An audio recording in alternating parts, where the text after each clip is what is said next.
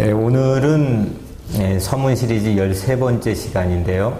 13번째니까 성경이 전체가 몇 권이지요? 66권이니까 이제 20%가 넘어섰습니다. 성경 전체 중에서 우리가 20%를 벌써 서문을 통해서 전체 숲을 보는 그런 은혜로운 시간들을 보내고 있습니다. 오늘은 에스라 서문인데 말씀 타이틀이 뭐죠?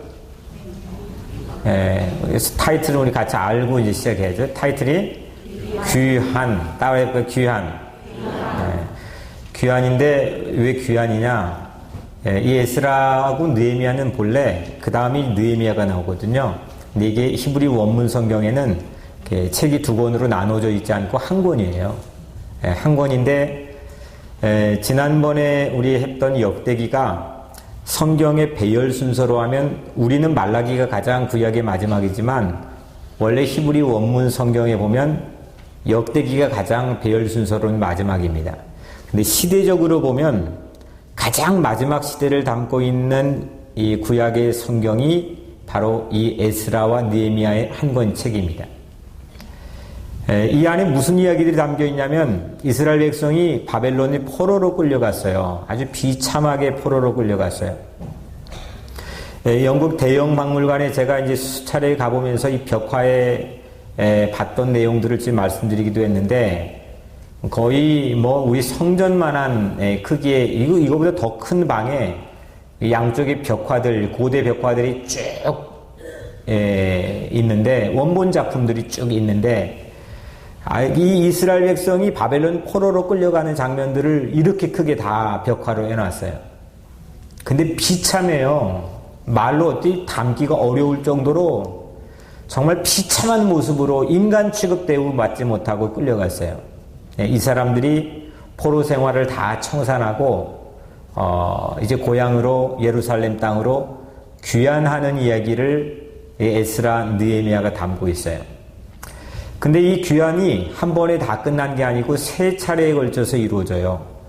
먼저 1차 귀환이 우리가 오늘 읽은 이 에스라 1장부터 6장까지고 2차 귀환이 7장부터 마지막 10장까지입니다. 그리고 3차 귀환은 느헤미야 1장부터 13장까지 전체 이게 3차 귀환입니다. 우리 포로 귀환이 몇 번에 걸쳐 이루어졌다고요? 3번. 1차 귀환 때 몇 명이 귀환했을까? 우리가 읽은 다음 장 2장에 나오는데 4만 9천인데 잘 기억 못하겠어요. 여하튼 5만 명 정도, 약 5만 명 정도가 이스라엘 백성들이 포로되었다가 고향으로 다 귀환했습니다.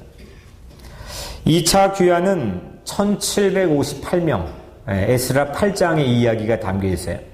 한 2,000명 좀 못되게 2차 귀환에 참여했습니다. 3차는 우리가 숫자를 알 길이 없습니다. 1차 때 지도자가 누구였느냐? 스룹바벨이라고 하는 사람이 지도자였어요. 가서 뭐 했느냐? 1차 귀환한 사람들이 뭐 했느냐? 예루살렘의 성전이 어떻게 됐어요? 몽땅 다 무너지고 파괴되었어요. 야, 성전 짓자. 이거 재건축하는 일을 가장 먼저 타겟으로 삼아서 1차 귀환자들이 했어요. 그래서 그 성전을 제2 예루살렘 성전으로 부르기도 하지만 다른 이름으로 스룹바벨 성전이라고 불러요. 두 번째 포로 귀환한 사람들, 한 2,000명 좀 못된 사람들이 뭐 했나? 그때 지도자 리더는 에스라였어요. 이 에스라가 무너진 율법들을 다 재건했어요. 율법들 찢겨지고 상하고 자존심이 무너지고 권위가 없어진 이 율법들을 다시 재건하는 작업을 에스라를 필두로 해서 이 2,000명 좀 못되는 인원들이 포로 귀환에서 했어요. 마지막 3차 귀환의 리더가 누구였을까요? 느헤미야의 책이니까 리더가 느헤미야겠죠. 느헤미야가 뭐 했느냐? 성전도 재건했고 성전 안에서 읽어야 될 율법도 재건했는데 마지막에 성벽이 다 무너져 있었어요. 예루살렘의 성벽이 무너져서 그 성벽을 재건하는 이야기가 느헤미야 전체에 담겨 있는 거예요.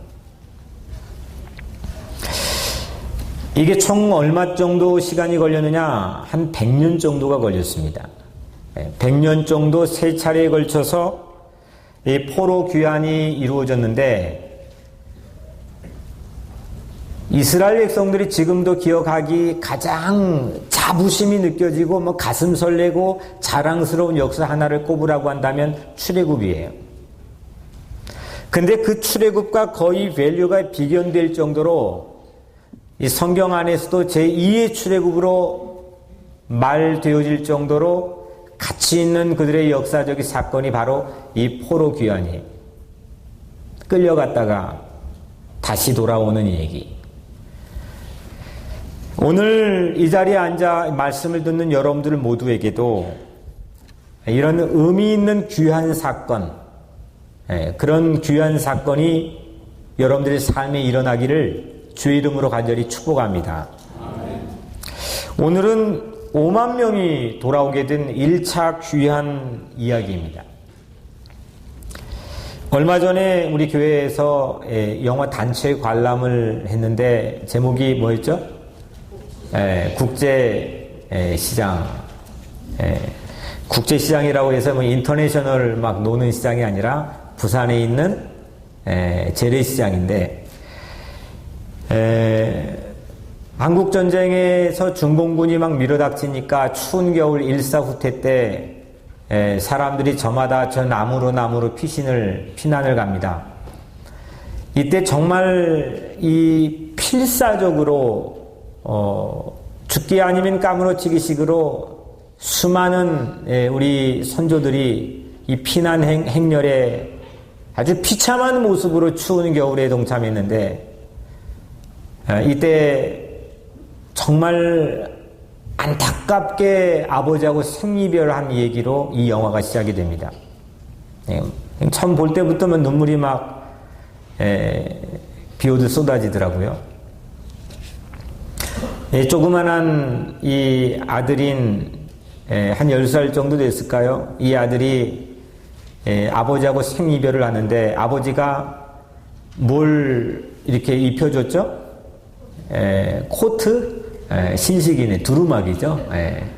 두루마기를 아버지가 입혀주면서 어머니를 그리고 동생들을 잘 돌보라고, 내가 꼭 돌아오겠다고 이 말을 해주고 생이별을 했습니다. 그리고 그 아들이 덕수라는 주인공인데, 그 아들이 이 성장하는 한국 사회 내에 성장하는 과정을 그려놓은 영화입니다.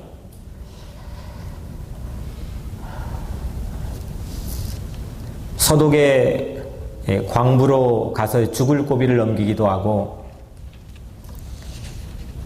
베트남 월남전에 참전해서 총에 맞아 다리를 절기도 하고, 한국 사회가 가지고 있는 아주 고단한 삶의 이 흔적들이 고스란히 다 묻어있는 인생의 모습을 정말 감동적으로 그 영화에서 그려냈습니다. 우리 김정학 집사님 생각도 많이 나. 이 김정학 집사님 얘기네. 우리 어르신들 얘기고.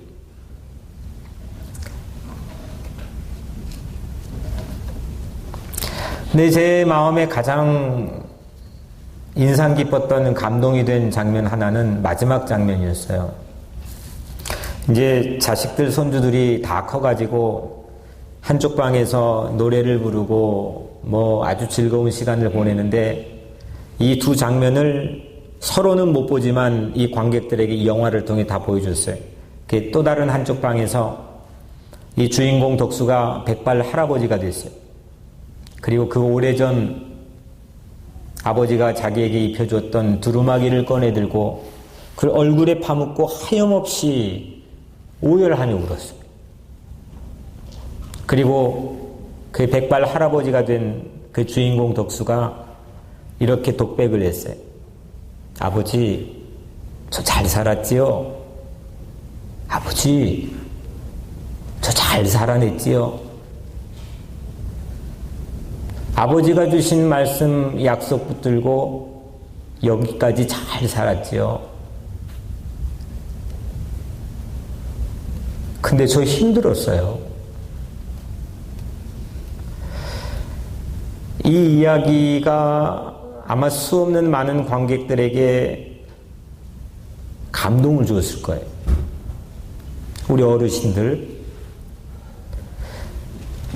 반만년 역사 동안 이렇게 치열하게 살아야 되고 이렇게 절박하게 살아야 되는 한국 역사가 있었을까 싶을 정도로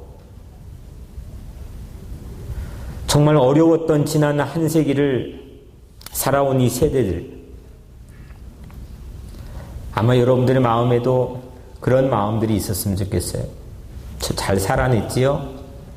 힘들지만 저 잘 살아냈지요? 그 약속이, 그 두루마기가 덕수를 지켜줬구나. 저는 이 모습을 보면서 크리스찬들이 이래야 되겠구나. 꼭 다시 오마 약속해준 그 아버지, 그 주님의 말씀을 붙들고 언젠가 우리 삶의 순간에도 아버지 저 잘 살았지요?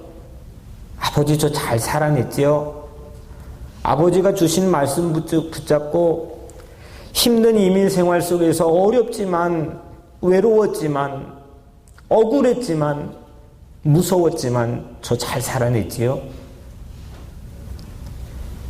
이런 고백들이 여러분들의 삶의 고백이 되었으면 좋겠다 하는 생각을 그 영화 엔딩 장면을 보면서 했습니다. 만만치 않은 이 이민 생활 속에 누가 주목해주고 알아주는 것도 아닌데 바둥바둥 살아야 되고 자식들, 가족들을 부양해야 되는 내 사랑하는 교우들, 언젠가 삶의 순간에 이런 고백을 그 덕수 할아버지처럼 했으면 참 좋겠다는 바람을 그 엔딩 장면을 보면서 가져보았습니다. 후회하지 않고 잘 살았지요. 힘들었지만 내 아버지 하나님이 주신 말씀 붙들고 다시 오마 약속해 주신 그 말씀 붙들려서 저 잘 살았지요.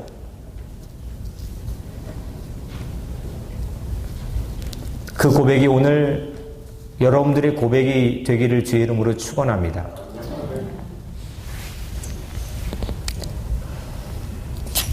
오늘 우리가 읽은 에스라 서문에 담겨있는 포로 귀한 자들 5만 명 정도 되는 그 사람 전 이름도 모르고 얼굴을 본 적도 없고 그 사람이 어떻게 지금 우리 어르신들 세대의 삶도 잘 모르는데 어떻게 제가 알겠습니까? 근데 이 1차 포로 귀한 자들의 이야기, 오늘 서문을 읽으면서 저는 이 사람들이 꼭 이런 아버지 약속을 붙잡고 나라 잃은 서름 속에서 나라 잃어버리고 천덕꾸리 신세를 당하는 그 억울함 속에서 그 아버지 약속을 붙들고 살아낸 이들이었구나. 그런 얼굴들이, 무명의 얼굴들이 이 성경을 읽으면서 제 마음에 와 닿았습니다. 그래서 오늘 에스라의 서문은, 이 본문은 국제시장 이 영화의 엔딩 장면에 주인공 황정민의 독백처럼 포로 귀한 자가 감동적인 신앙 고백을 하고 있는 걸 오늘 이 서문이 담고 있습니다. 밋밋하고 어색하고 아주 드라이한 이야기들이 아닙니다. 가슴 절절한 삶을 살아낸 그 포로 귀한 자 5만 명의 사람들의 이야기가 이 안에 담겨 있습니다. 이제는 오늘 잠깐 이 고백으로 잠깐 들어가 보려고 합니다. 오늘 1절에 시작이 이렇습니다. 바사왕 고레스 원년에. 바사가 뭔지 혹시 들어본 적 있어요? 바사. 바삭바삭? 뭐 바사? 페르시아. 페르시아 제국이죠. 이게 사실은 영어로 페르시아라고 써 있지만 우리 한국말이 더 정확해요. 히브리어로 바사가 훨씬 이 원어 이 발음이 가깝거든요. 여하튼 바사 왕, 페르시아 제국의 왕, 이름이 고레스입니다. 이 고레스 원년에 이 페르시아가 주전 539년부터 한 200년 동안 여러분들 잘 아는 알렉산더 대왕에 의해서 이 페르시아 제국이 패망하기까지 200년 동안 세계를 어마어마하게 영향을 미치며 통치했던, 주름잡았던 그런 제국입니다. 영토로 치자면요, 유럽으로는 그리스, 아프리카로는 이집트의 남단까지, 그리고 아시아에는 인도까지, 그러니까 이 대륙에 걸쳐 있는 엄청난 제국의 크기를 가지고 세계를 호령했던 그런 제국의 시대였습니다. 그때 초대 왕인 고레스가 그것도 원년 즉위하자마자 한 가지 매우 중요한 정책을 세계를 향해서 발표를 합니다. 오늘 우리가 읽은 본문에 나와 있는 그 얘기입니다. 그 이전까지 모든 제국은요, 한번 점령했다면 거기에서 사람들을 잡아다가 노예로 끌고 가고 그 사람을 팔기도 하고, 그래서 강제 이주 정책을 합니다. 우리나라도 똑똑하고 괜찮은 사람들 다 시베리아 벌판은 한겨울에 저 중앙아시아로 끌고 가서 한밤중에 떨쳐놔서 그 사람들이 고려인의 후손이 되었지 않습니까? 사할린으로 끌고 가고, 일본이 얼마나 끔찍한 만행들을 우리나라에 했습니까? 마찬가지로 이전 제국들은 다 이렇게 강제 이주 정책을 펴는데, 유독 딱 한 제국이, 이 페르시아 제국이 끌고 왔던 포로들을 본국으로 귀환시키는 정책을 펴니다. 그 첫 번째 팔러시에 대한 회견이 오늘 본문 안에 담겨 있는 겁니다. 오늘 우리가 읽은 1절은 고레스 왕의 이 조서가 포로 귀환, 우리가 포로 귀환하는데 이 왕이 결정적인, 그 정책이 결정적인 영향을 했다고 하는 고백을 담고 있고, 오늘 2절, 3절, 4절은 이 역사적인 고레스의 조서 원문 내용을 그대로 소개한 그 원문 내용입니다. 이거는 그래서 사실 신앙이 필요 없습니다. 믿고 안 하고 그럴 필요가 없습니다. 이거는 그냥 스터디하면 됩니다. 학습입니다. 역사 속에 있었던 팩트입니다. 세계사에 발견된 고대 근동 문헌집이 있습니다. 제가 영국에 공부할 때 저희 버밍엄 대학교의 큰 도서관에 이게 쉽게 근접이 안 되는 구층이 있는데, 그 층에 패스로 해가지고 들어가고 또 가서 검사하고 또 가서 손 씻어야 되고 또 그 다음에 들어가도 볼 수가 없어서 큰 유리에 넣어놓고 아주 전자현미력으로 움직여가는 거를 한 글자 보면서 쓰고 한 글자 보면서 쓰고 만지지도 못하고 사진도 못 찍고 그런 책이 하나가 있었는데, 그게 바로 고대 근동 문헌집 ANET라고 하는 책이었습니다. 이렇게 두꺼운 책입니다. 거기 일본에 번역된 페르시아 고레스 왕의 이 조서 내용이 그 고고학 자료를 통해서 여러분들에게 잠깐 소개하려고 합니다. 마르둑, 거기에 있는 내용을 제가 한글로 여러분들에게 소개하는 겁니다. 마르둑은 페르시아의 신입니다. 마르둑, 그는 의로운 통치자를 찾으려고 열방을 주시하여 조사했다. 나 고레스는 세계 왕이다. 아수르, 수자, 아카드, 에슈누마 도시들아. 티그리스강 너머에 있는 성스러운 도시들, 이건 예루살렘을 포함한 이 저쪽 서쪽에 있는 이 거룩한 도시들입니다. 올해 그들의 신들이 모인 성소들이 폐허되었건만 나는 그들의 초소와 집들을 영원한 주거지로 되돌려 주었다. 나는 그 모든 거주자들을 소집하여 그들의 고향으로 귀국시켜 주었다. 결국은 귀환입니다. 이 책의 이 내용을 그 버밍엄 대학교 구층 도서관에 그 복잡한 과정을 거쳐가지고 여러분들이 소개했습니다. 당시 다국적인 유배자들, 포로로 끌려왔던 유배자들을 본토로 귀환시켜 잃어버린 종교 활동을 활성화시킨다고 하는 근세 이 고대 제국에서 볼 수 없는 획기적인 역사적인 사료입니다. 지금으로부터 정확히 2552년 전에 이 고레스의 본국 송환 정책, 본국 귀환 정책은 실제 역사입니다. 있었던 일입니다. 다만 딱 한 가지, 오늘 우리가 읽은 것과 그 고대 근동 문헌집에 있는 이야기와 다만 딱 한 가지 다른 게 있는데, 당시 페르시아가 섬긴 신 마르둑이 시켜가지고 이 포로 귀환이 고레스 왕에 의해서 이루어졌다.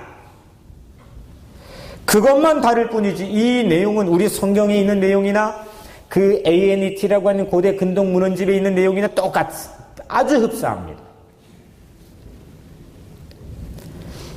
그래서 이건 역사적인 사실입니다. 굳이 뭐 이게 기냐 안 기냐 따질 필요가 없습니다. 그럼 이 장면에서 이 역사적인 사건을 구약 판 국제시장 주인공인 에스라, 오늘 이걸 쓴 에스라, 그 에스라가 이 사건을 보고 무슨 고백을 했느냐 이겁니다. 오늘 1절에 바사왕 고레스 원년에 여호와께서 예레미야 입을 통하여 하신 말씀을 이루게 하시려고 바사왕 고레스의 마음을 감동시키심에 그가 온 나라에 공포도 하고 조서도 내려 이르되, 이 두 개가 아까 말씀드린 것처럼 연도도 똑같습니다. 주전 539년. 그리고 같은 사건입니다. 내용도 아주 대동소이합니다. 하지만 역사를 움직이는 이 사건을 만들어낸 주체가 마르둑이 아니라 여호와라는 겁니다.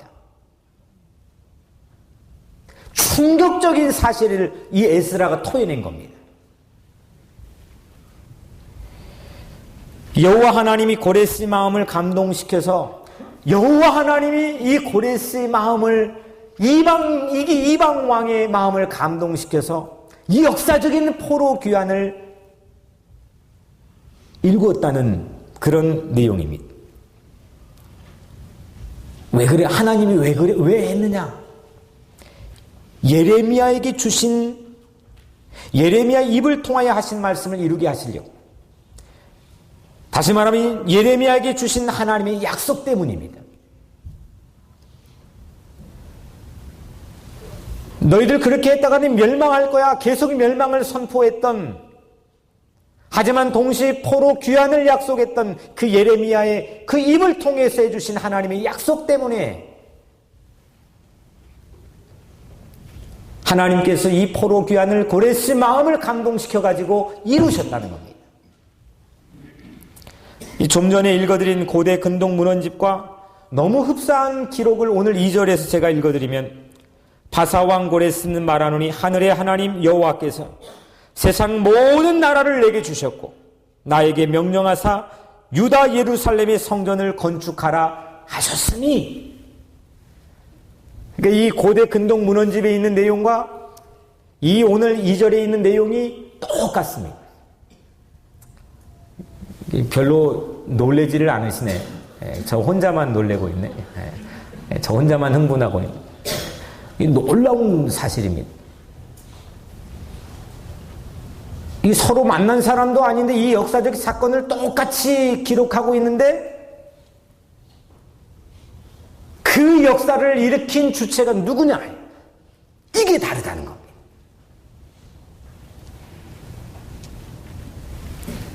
성경이 ANET, Ancient Near Eastern Text, 이 고대 근동 문헌집보다 훨씬 더 많이 읽혀지고 있습니다.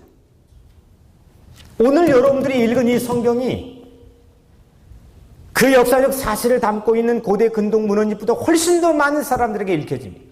그거 고대 근동 문헌집 몇 명 읽지도 않아요. 그거 읽으려면은 그냥 괜히 머리 막 터지게 공부하는 몇 명이 그냥 그 어려운 과정, 그렇다고 사람들이 알지도 않아요. 근데 이 성경의 역사적 기록은 오늘 여러분들도 있고 수없는 사람들이 읽어왔어요. 그리고 이 성경이 훨씬 더 오래 보존되어 있습니다.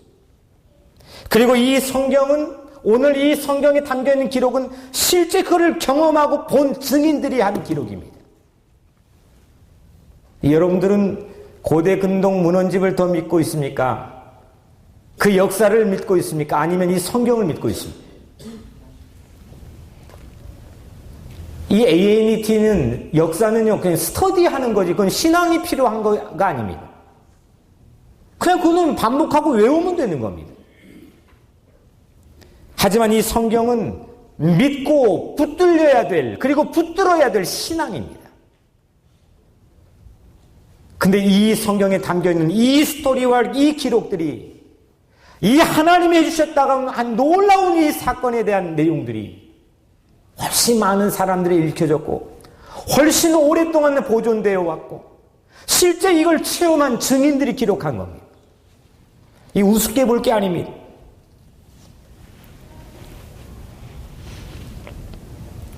오늘 여러분들 손에 들려져서 읽혀지고 있지 않습니까?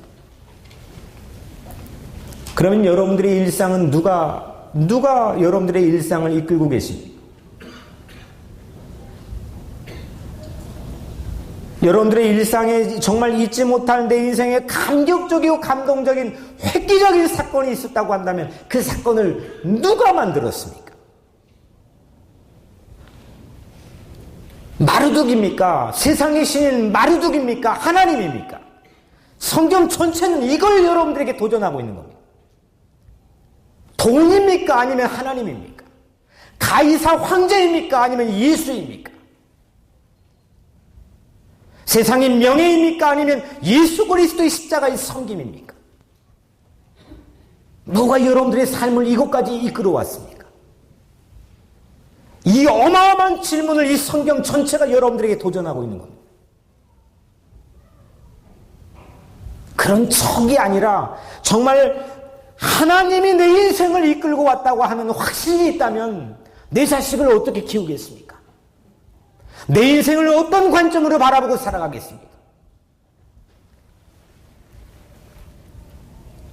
에스라는 이 하나님 아버지가 주신 약속을 붙들고 그걸 지키려고 오늘 이 서문의 포로 귀환의 기억을 가지고 오열과 감동으로 고백하고 있는 겁니다. 이를테면 2절 4절은 고레스의 칙령 사건을 회고해서 아버지 도포자락을 부둥켜 안고 에스라는 감격하며 고백하는 겁니다. 하늘의 하나님 여호와께서 또 넘어가서, 이스라엘의 하나님은 또 넘어가서 하나님 여호와의 성전을 또 넘어가서 그는 예루살렘에 계신 하나님이시라. 하나님의 성전을 위하여 무려 하나님을 5번이나 사용하면서 주권자는, 우리의 모든 삶의 일상에 일어난 이 모든 일의 주권자는 하나님이시다. 아버지 때문에 내가 여기 왔다는 겁니다. 흥남무대에서 이미 생리별에서 그 아버지가 내 눈앞에 보이지 않지만 그 아버지가, 그 온기 아버지의 온기가 묻어있는 도포자락을 그 나에게 입혀줬던 그 아버지의 약속, 그것 때문에 80이 가까운 백발노인이 된 그 덕수가 그거 붙들고 오열하면서 내 인생을 지켜준 거라고 고백하는 거 아닙니까?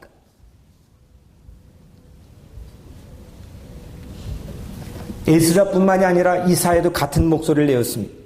이사야 44장 28절, 고레스에 대하여는 이르기를 그는 나의 목자라, 나의 모든 기쁨을 성취하리라. 이사야는 고레스가 하나님이 사용한 하나님의 목자라고까지 얘기했습니다.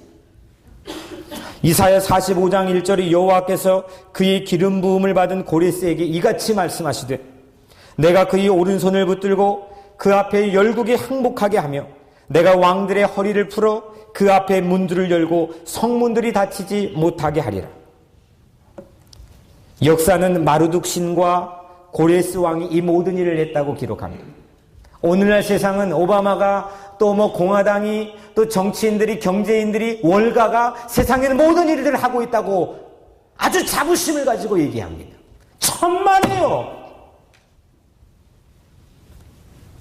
성경은 오늘 에스라는 절대의 주권을 가지고 계시고 보이지 않는 손으로 여러분들의 삶을 이곳까지 인도해 주시고 여러분들의 삶을 책임지시고 사랑하시고 인도하시는 그 하나님이 여러분들의 모든 삶을 이끌고 왔다고 고백하길 주의 이름으로 축원합니다.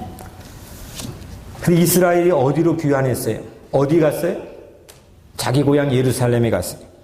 근데 예루살렘이 지금 어떻게 돼 있어요? 몽땅 다 파괴되었어요. 다 무너졌어요. 성전도 성벽도 도시 전부가 다 회파되었어요. 근데 왜 무너진 곳을 귀환합니까? 그게 제 마음속엔 질문이었습니다. 아니 귀환하려면 더 좋은 조건을 가든지 더 좋은 곳을 향해야지 왜 귀환을 하는데 다 무너지고 다 회파되고 다 파괴된 거 왜 귀환합니까? 이유는 하나입니다. 거기가 하나님의 계신 곳이기 때문입니다. 하나님의 약속에 붙들려 조상들이 살았던 땅, 하나님께서 계신 곳. 우리 김정학 집사님 지금도 저랑 얘기하다가 지금 휴전선만 가보면은 고향 땅이 보이는데 그 얘기만 해도 그냥 이 많은 세월이 지났는데 잊혀지지 않는 것처럼 이 포로 귀환했던 이 5만 명은 그 많은 세월 동안 그 고향 땅과 떨어져 있었지만 그곳 내 아버지 내 할아버지가 하나님의 약속 붙들고 살았던 더불어 살았던 그 땅에 대한 거기는 하나님이 계신 곳이. 그래서 열악해도 하나님의 약속이 있는 곳에 귀환한 겁니다. 계산해가지고 이쪽을 갈까 이쪽을 갈까 머리 굴려가지고 이쪽을 선택할까 저쪽을 선택할까 늘 그러면서 후회하고 실수하고 이런 삶이 여러분들의 삶 아닙니까? 좋은 곳 나쁜 곳 따지는 게 아닙니다. 이 성경의 관점은 하나님이 계시는 곳이냐 하나님이 계시지 않는 곳이냐. 하나님이 계시는 곳이라고 한다면 그게 다 무너지고 다 회파되고 가난하고 엉망이고 열악할지라도 거기로 가는 겁니다. 그게 귀환입니다. 예수님 부활했습니다. 제자들 이 여인들에게 처음 그 두 마리아에게 처음 만나가지고 해주신 얘기가 예수님 뭔지 아세요? 야, 내 형제들에게 가서 말해라. 갈릴리로 가라고 해라. 내가 거기서 그 갈릴리에서 그들을 보리라. 갈릴리는 어떤 곳인 줄 아세요? 가난하고 막 포로된 자들이 우글우글하고 우범지역이고 죄악이 관영하고 병자들 소외된 사람들이 가득한 땅입니다. 근데 그 갈릴리지만 거기에서 예수님이 사역했습니다. 거기에 예수님의 하트가 묻어있고 거기에서 예수님께 혼을 불어넣었던 곳입니다. 예수님을 만날 수 있는 곳으로 가라는 겁니다. 그게 귀환입니다. 오늘 여러분들은 어디로 귀환하시렵니까? 조국에 가면 귀환입니까? 아니면 좋은 집에 가면 귀환입니까? 내 아메리칸 드림을 이루면 귀환입니까? 아닙니다. 귀환은 예수님을 만날 수 있는 곳, 하나님의 약속이 묻어있는 곳, 하나님의 계신 곳, 거기가 귀환인 걸 여러분들 믿으시길 바랍니다. 그런데 우선 내가 포로 되었다고 하는 사실을 인정해야 귀환하려고 하지 않겠습니까? 나는 포로인데 포로 되었다는 사실을 망각하면 이 5만 명 이외에 수없는 사람들이 따라가지 않았습니다. 이 5만 명은 내가 포로였기 때문에 거기 하나님이 계신 곳으로 가고자 귀환한 겁니다. 내가 포로된 곳은 어디입니까? 여러분들이 포로된 곳은 어디입니까? 여러분들의 생각이 꽁꽁 묶여가지고 자유를 누리지 못하고 내 마음대로 하지 못하고 사랑하고 싶은데 사랑하지 못하고 여러분들의 생각과 마음과 삶이 포로된 자리는 어디입니까? 무엇에 얽매여 있고 무엇이 포로되어 있습니까? 무엇이 나의 자유를 억압하고 있습니까? 오늘 여기 이 자리가 안락한 듯하지만 혹시 거기가 포로된 자리 아닙니까? 다 무너졌더라도 하나님이 계신 곳이라면 서슴없이 귀환할 수 있는 이유는 거기 자유가 있기 때문입니다. 하나님이 계신 곳이 깊은 곳이기 때문입니다. 귀환한 이 5만 명은 우리가 말하는 부엌으로 깊은 곳으로 달려갔던 사람들이. 사랑하는 성도 여러분, 우리는 하루 일을 마치고 고단한 몸을 이끌고 각자의 가정으로 귀환합니다.